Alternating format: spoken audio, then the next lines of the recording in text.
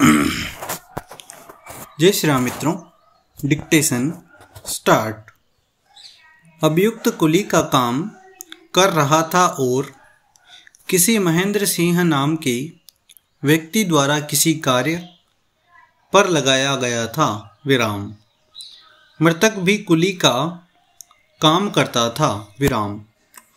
यद्यपि मृतक ने अभियुक्त को काम पर लगाया था, लेकिन वह नियमित रूप से अपीलार्थी के लिए काम नहीं कर रहा था विराम।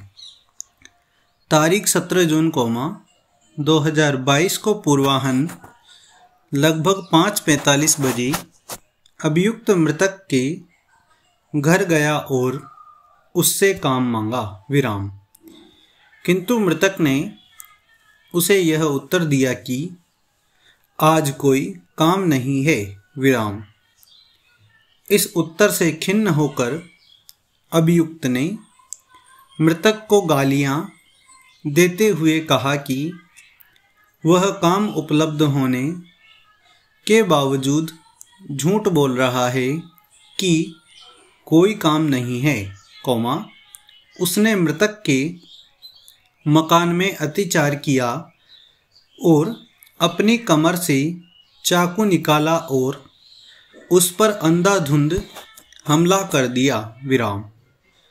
मृतक की पत्नी कोष्टक अभिसा एक कोष्टक इस घटना की साक्षी है, उसने शोर मचाया और इस हमले को रोकने का प्रयास किया, किंतु अभियुक्त ने अभिसा एक के बाएं हाथ की उंगलियों तथा दाएं हाथ पर चाकू से वार किया और साथ ही उसे धमकी दी कि यदि उसने शोर मचाया तो वह उसकी भी हत्या कर देगा विराम। शोर की आवाज़ सुनकर पड़ोसी उनके घर आ गए और अभियुक्त का पीछा किया तथा उसे दबोच लिया विराम।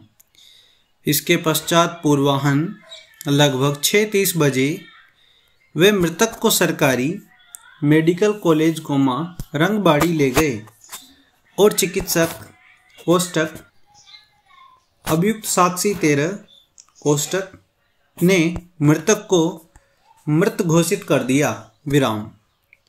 चिकित्सा उपचार के पश्चात तारीख 17 जून 2022 को अभियुक्त साक्षी एक पुलिस थाने गई और पुलिस उप निरीक्षक R.K. पुरम पुलिस थाना कोष्टक अभियुक्त साक्षी 17 कोष्टक के समक्ष शिकायत दर्ज कराई, पूर्वाह्न लगभग 8 बजे अभियुक्त साक्ष्य 17 ने पुलिस थाने में मामला संख्या 124/2022 दंड संहिता की धारा 302, 307, 324, 294 कोष्टक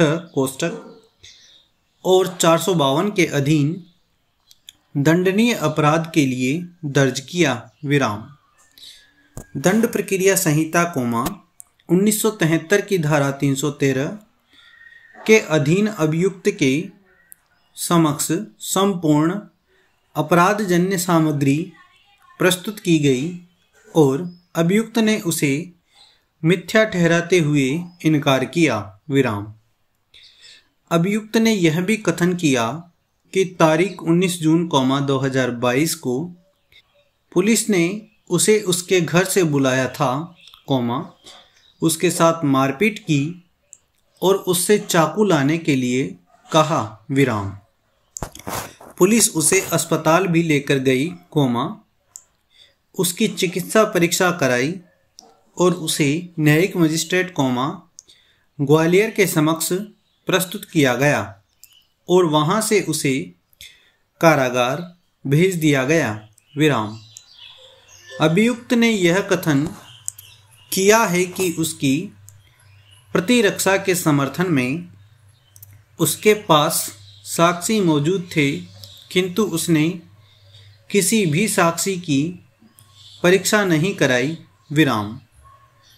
विचारण के अंत में विद्वान विचारण न्यायाधीश ने तारीख 25 अगस्त 2022 के आदेश द्वारा अभियुक्त को दंड संहिता की धारा 294, 302, 324, 449 और 506 के अधीन दंडनीय अपराध का दोषी पाया और उसे उपरोक्त रूप में दोष सिद्ध और दंडादिष्ट किया। विराम। स्टॉप। धन्यवाद।